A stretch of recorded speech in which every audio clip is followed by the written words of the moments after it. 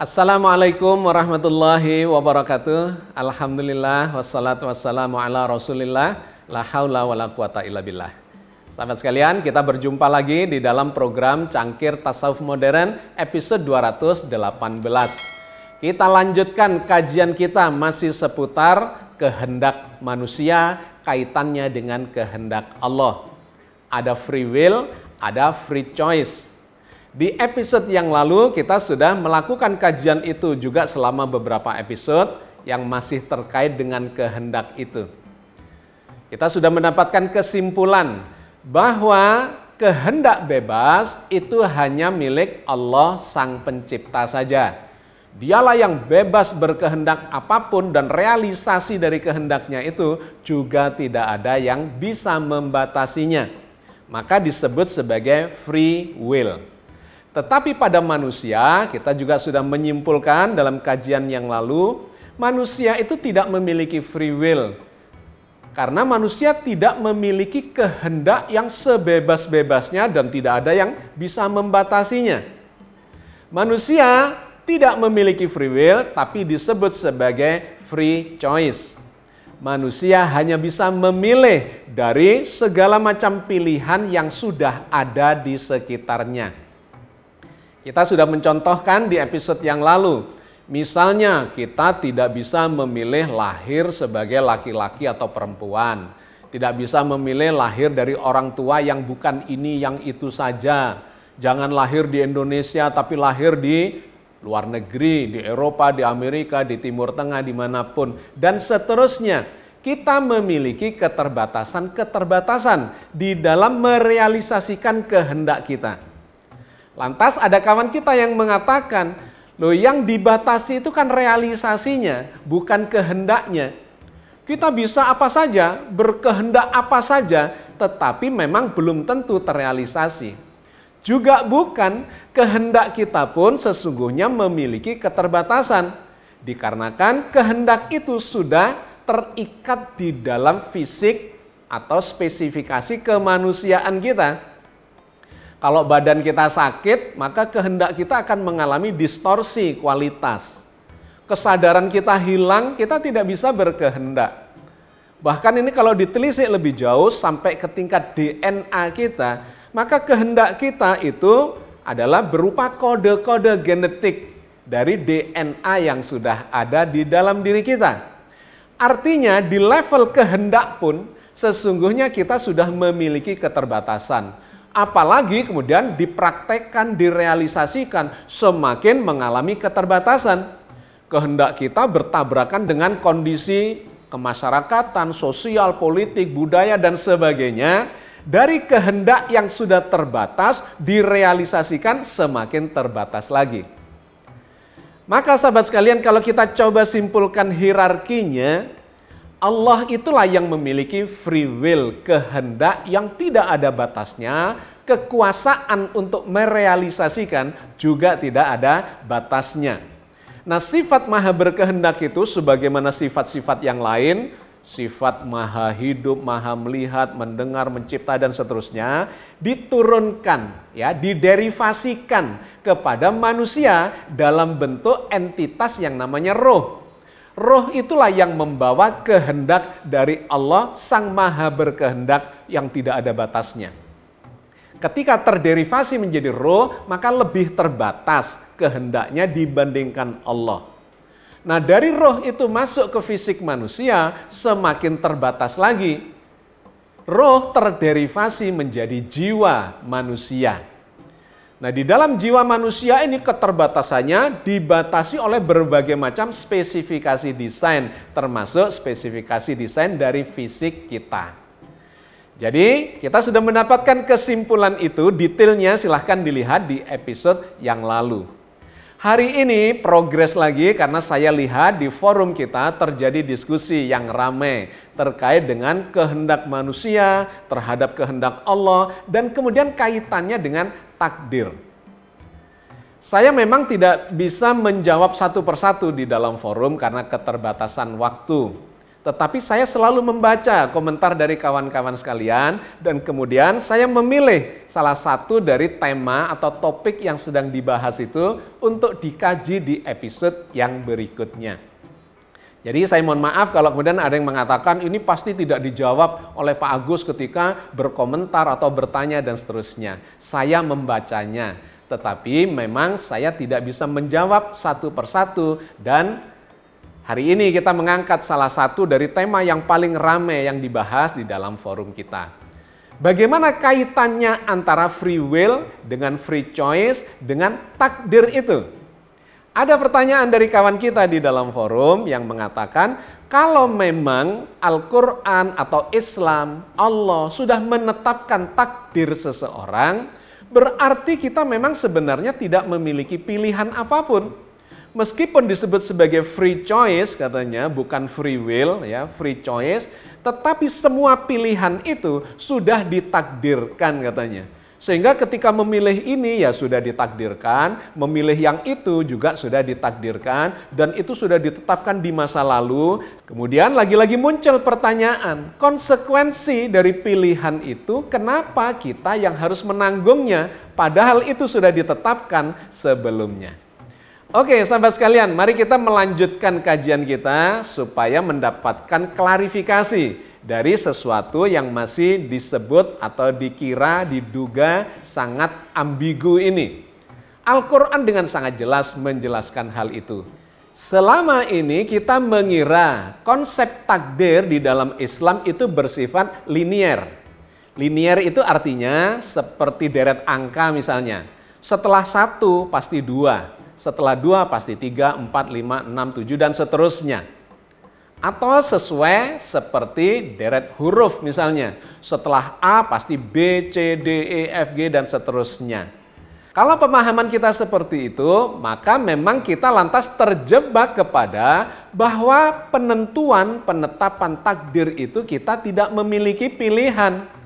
Karena setelah kejadian nomor 1 pasti akan nomor 2. Setelah nomor 2 pasti 3 dan seterusnya.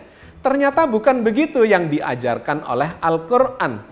Takdir itu tidak bersifat linier, melainkan bersifat algoritma. Apa itu algoritma? Algoritma itu peristiwa-peristiwa berjalan sesuai dengan kondisi yang menyertainya. Kalau Anda belajar tentang algoritma, maka Anda pasti mengenal istilah yang disebut atau mekanisme yang disebut sebagai if then. Jika begini, then maka begitu. Jadi kalau ada suatu kondisi yang begini, hasilnya pasti ini. Kalau kemudian kondisinya berubah menjadi begitu, hasilnya juga akan begitu. Nah, yang terjadi pada pemahaman konsep takdir itu bukan linier, tetapi algoritma sifatnya. Itulah yang kemudian disimpulkan sebagai pilihan. Kalau linier itu tidak ada pilihan, setelah 1 nggak ada pilihan pasti 2. Tapi kalau algoritma itu ada pilihan, jika begini hasilnya begini, jika begitu hasilnya begitu. Dan itu yang diajarkan oleh Al-Quran Al-Karim. Yang dikenal sebagai konsep qadar dan qadha. Apa itu qadar? Qadar itu adalah ketetapan Allah yang tidak dicampur tangani oleh manusia atau makhluknya. Dikarenakan Allah memang Maha Pencipta. Sumber dari segala-galanya, sebelum ada peristiwa, sebelum ada makhluk, maka Allah itu sudah eksis, sudah ada. Maka ketika Allah menghendaki sesuatu dengan free will-nya, kehendak bebasnya, direalisasikan dengan kekuasaannya, maka Allah mengqadarkan. ciptaannya, apapun yang dikehendaki oleh Allah, maka terjadilah. Kun fayakun, jadilah, maka jadilah dia. Di dalam surat Al-Mulk ayat 1 misalnya, Allah menggambarkan tentang qadar itu. Allah maha berkuasa dan Allah maha segala-galanya, maka Allah menetapkan qadar dari segala makhluknya. Tabarakalladzi biyadihil mulku wa huwa ala kulli syai'in qadir. Maha suci Allah yang di tangannya lah segala kerajaan. Dan dia maha berkuasa menetapkan atau mengqadarkan segala sesuatu. Wa huwa ala kulli syai'in qadir. Dan dia terhadap segala sesuatu, ala kulli syai' qadir, maha menetapkan, berkuasa untuk menetapkan segala sesuatu. Ini menggunakan kata qadar. Artinya qadar itu menunjukkan kekuasaan Allah yang tidak ada batasnya, tidak ada campur tangan dari siapapun. Sunatullah itu ditetapkan dengan qadar Allah. Kita tidak bisa mencampuri sunatullah itu. Spesifikasi desain makhluk-makhluknya itu yang menetapkan juga Allah, terserah Allah. Mau menciptakan manusia bentuknya seperti ini, ya terserah Allah. Yang namanya binatang seperti itu, yang namanya bumi, yang namanya matahari, dan seterusnya. Spesifikasi desainnya adalah seperti itu. Itu menggunakan kata qadar di dalam Al-Quran. Misalnya yang disampaikan Allah di dalam surat Al-Furqan ayat 2. Alladzi lahu mulkus samawati wal ardi wa lam yattahid waladaw wa lam yakul lahu syarikun fil mulki wa khalaqa kulla syai'in faqaddarahu takdira. Kepunyaannya lah kerajaan langit dan bumi, dan dia tidak mempunyai anak, dan tidak ada sekutu baginya dalam kekuasaannya.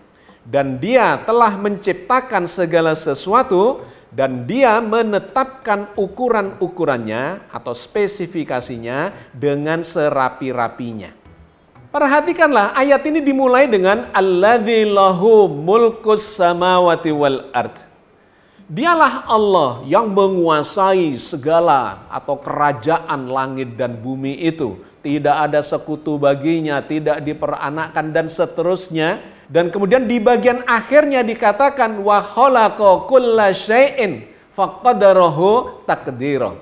Dan Allah menciptakan segala sesuatu, kullu syai' faqaddarahu takdira, dan mengqadarkan takdira dengan takdir yang sebaik-baiknya, dengan ukuran spesifikasi desain yang serapi-rapinya, yang sedetail-detailnya.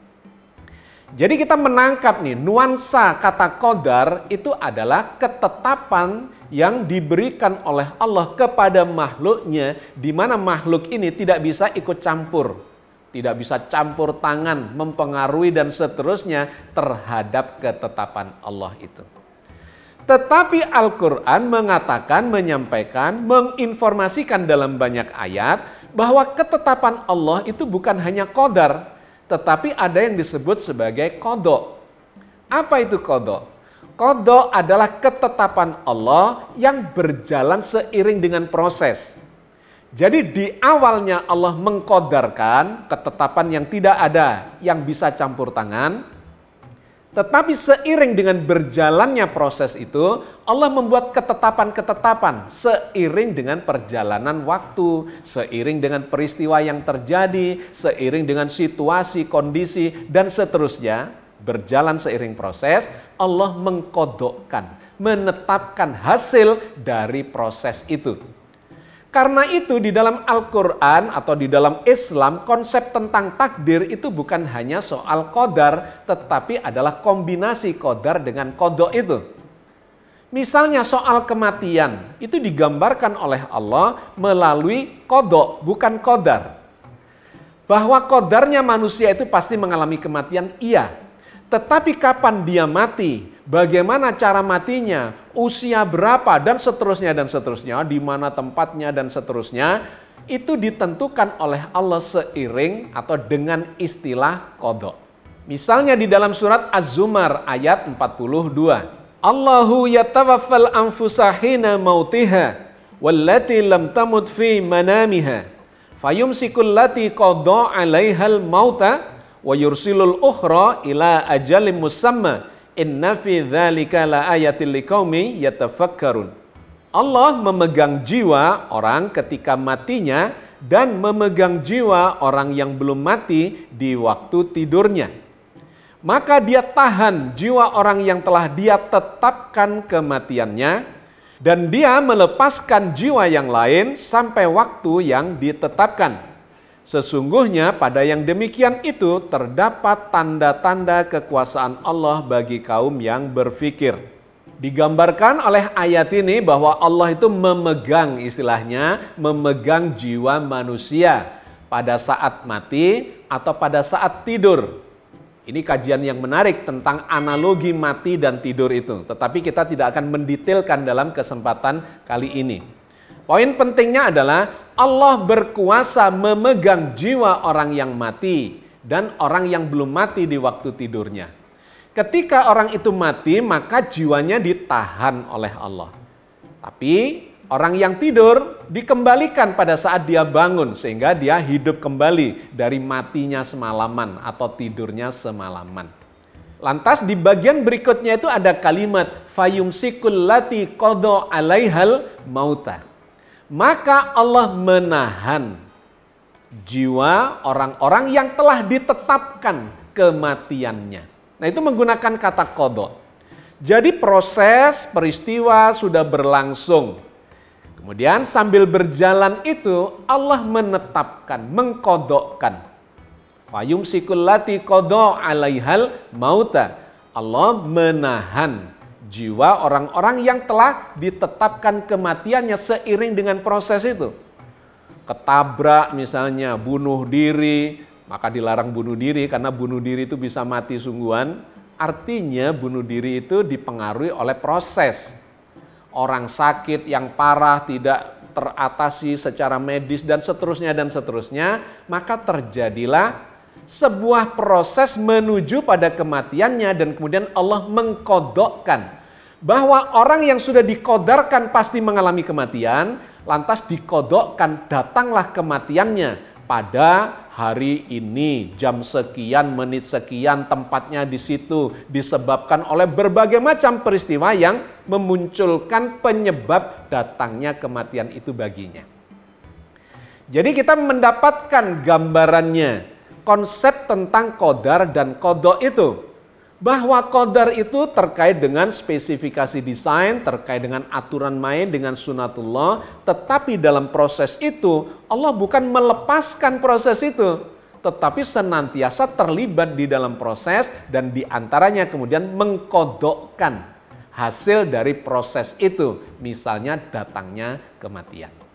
Nah, semua itu berjalan di dalam sistem yang disebut sebagai sunatullah. Sunatullah itu dibentuk, diberikan atau dikodarkan oleh Allah tidak akan berubah.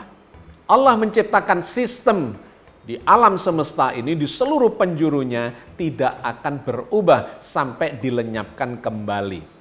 Supaya ini memberikan kepastian kepada segala macam peristiwa atau usaha, rencana dan sebagainya. Kalau sunatullahnya berubah-ubah, maka kita ini berada dalam ketidakpastian di dalam kehidupan kita. Bukan, Allah menjadikan sunatullah itu sebagai sesuatu sistem yang tidak berubah.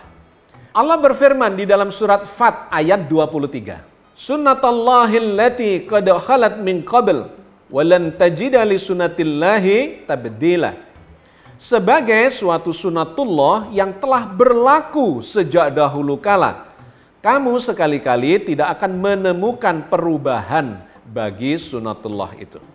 Nah, lantas sistem sunatullah itu di breakdown menjadi hukum-hukum, di antaranya hukum sebab akibat. Kemudian ada hukum aksi reaksi, ada hukum keseimbangan. Nah, semuanya sistem ini, mekanisme ini tidak berubah. Bahwa sebuah peristiwa itu terjadi disebabkan oleh peristiwa-peristiwa yang lain yang terjadi sebelumnya. Itulah hukum sebab akibat. Tidak ada sebuah peristiwa pun yang terjadi tanpa ada penyebabnya, tiba-tiba muncul begitu saja. Tidak. Itu hanya karena kita tidak mengetahui penyebabnya, lantas kita menyebut terjadi secara kebetulan misalnya. Bukan. Al-Quran menggambarkan hal itu dalam banyak ayat, diantaranya dalam surat Al-Ankabut ayat 6. وَمَنْ جَاهَدَ فَإِنَّمَا يُجَاهِدُ لِنَفْسِهِ إِنَّاللَّهَ لَغَنِيٌّ عَنِ الْعَالَمِينَ. Dan barang siapa berjihad, berusaha sungguh-sungguh, maka sesungguhnya perjuangannya itu adalah untuk dirinya sendiri. Sesungguhnya Allah benar-benar maha kaya, tidak memerlukan sesuatu pun dari alam semesta.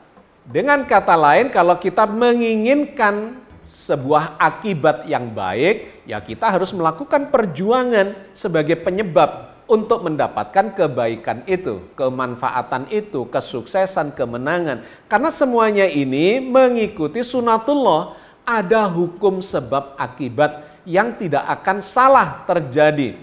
Tetapi dimungkinkan akibat itu tidak secara langsung terjadi, bisa tertunda dalam waktu yang dekat atau lebih panjang atau sangat panjang. Tetapi pasti semua itu terjadi secara sebab akibat. Yang kedua adalah hukum aksi reaksi. Kalau kita melakukan sesuatu aksi, maka akan ada balasan yang bersifat reaksi, baik di dunia atau apalagi di akhirat. Semuanya sistem itu mengikuti sunatullah. Di dalam surat Al-Baqarah 286 Allah berfirman, "Laha ma kasabat wa 'alaiha maktasabat." Dia mendapat pahala dari kebajikan yang diusahakannya dan dia mendapat siksa dari kejahatan yang dikerjakannya. Dan yang ketiga, sunatullah bekerja dalam keseimbangan. Allah menciptakan seluruh jagat raya dengan segala peristiwa yang ada di dalamnya melalui mekanisme keseimbangan. Jika sudah terjadi sebab akibat, kemudian terjadi aksi reaksi, kalau itu sudah kembali dalam keseimbangan, suatu perbuatan direaksi dengan balasan tertentu, maka itu akan memunculkan keseimbangan, kembali normal. Nah, Allah bercerita di antaranya di dalam surat Ar-Rahman ayat 7 dan ayat 8. وَالسَّمَاءَ رَفَعَهَا وَوَضَعَ الْمِيزَانَ أَلَّا تَطْغَوْا فِي الْمِيزَانِ. Dan Allah telah meninggikan langit dan Dia meletakkan neraca keseimbangan, supaya kamu jangan melampaui batas terhadap keseimbangan itu. Jadi demikianlah sahabat sekalian, Allah mengqadarkan sunatullah yang tidak berubah menjadi sebuah sistem dalam kehidupan kita, bahkan di alam semesta. Ada hukum-hukum sebab akibat, hukum aksi reaksi, hukum keseimbangan. Maka kita melihat bahwa ketika dikaitkan dengan takdir, Allah itu memberikan takdir pada seseorang itu terjadi secara kontinum. Di awalnya dibentuk, dibuat, diciptakan sistemnya yang tidak berubah, dan selama proses mengikuti sunatullah itu, hukum sebab akibat, hukum aksi reaksi, dan kemudian keseimbangan.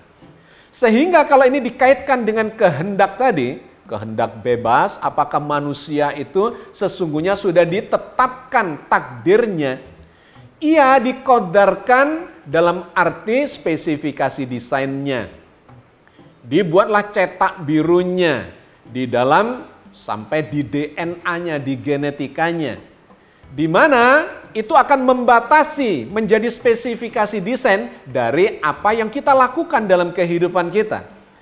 Kita diberi derivasi kehendak bebas dalam batasan tertentu. Dan kemudian kita merealisasikan kehendak itu dalam pilihan-pilihan. Maka itulah sesungguhnya konsep takdir yang kemudian kita kenal di dalam sains sebagai algoritma. Berjalan mengikuti sistem algoritma. Ada pilihan di situ. Memiliki kebebasan dalam derajat tertentu. If, then. Jika begini, maka konsekuensi dari sunatullahnya akan begini, pasti. Dan jika begitu, maka konsekuensi dari sistem alam ini, sunatullahnya itu akan begitu. Manusia diberi pilihan, silahkan bebas berkehendak, tetapi di dalam pilihan-pilihan yang sudah ada. Maka kalau kita lihat di dalam Al-Quran, ayat-ayatnya memang memberikan gambaran yang seperti itu. Misalnya di dalam surat Al-Muddatsir ayat 37 dan 38. Liman sya'a minkum ayyataqaddama aw yata'akhir, kullu nafsim bima kasabat rohina. Bagi siapa saja di antara kalian yang berkehendak maju atau mundur, setiap diri bertanggung jawab atas apa yang diperbuatnya. Dan kemudian lebih jauh digambarkan di dalam surat Ar-Ra'd ayat 11 terkait dengan posisi kehendak Allah, kekuasaan Allah dengan posisi kehendak manusia. Allah berfirman di dalam surat Ar-Ra'd ayat 11. Innallaha la yughayyiru ma biqaumin hatta yughayyiru ma bi anfusihim. Sesungguhnya Allah tidak mengubah keadaan suatu kaum sampai mereka melakukan perubahan terhadap keadaan yang ada pada diri mereka sendiri. Ayat ini menarik karena memberikan gambaran tentang dua sisi ilahiyah dan sisi insaniyah, sisi kemanusiaan. Di situ digambarkan innallaha la yughayyiru ma biqaumin. Allah menyebut sisi Allah tidak akan mengubah keadaan suatu kaum. Hatta yughayyiru ma bi anfusihim, sampai orang-orang yang ada di situ, anfus itu adalah jamak dari nafs, orang per orang di dalam kaum itu melakukan proses untuk melakukan perubahan.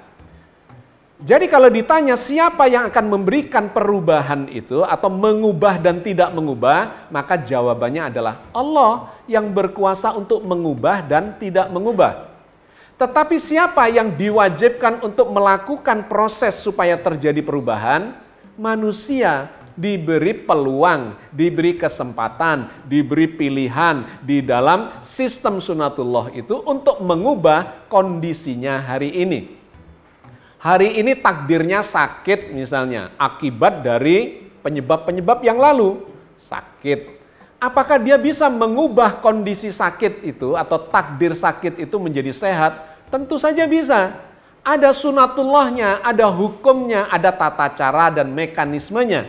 Supaya badan yang sakit ini bisa disembuhkan kembali.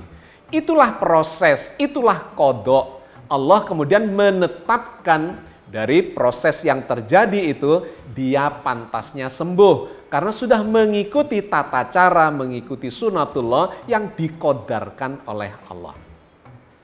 Jadi sahabat sekalian, sudah menjadi semakin jelas ya mudah-mudahan bahwa takdir akhir dari sebuah proses atau dalam kehidupan kita itu mengikuti mekanisme algoritmik, bukan linier. Kalau linier tidak ada pilihan, setelah ini pasti itu, kita tinggal menjalankan saja. Tetapi kalau algoritmik itu ada pilihan di dalam koridor mekanisme yang sudah ditetapkan oleh Allah. Jika begini, hasilnya begini. Jika begitu, hasilnya begitu. Maka kalau ini kita kaitkan dengan kajian yang sebelumnya, sekali lagi, manusia itu tidak memiliki free will, tetapi cuma memiliki free choice. Silahkan memilih yang terbaik dari semua alternatif yang ada untuk mendapatkan kesuksesan di dunia dan di akhirat nanti. Mudah-mudahan Allah senantiasa membimbing kita di atas jalan yang diridhoinya. Amin ya rabbal alamin. Assalamualaikum warahmatullahi wabarakatuh.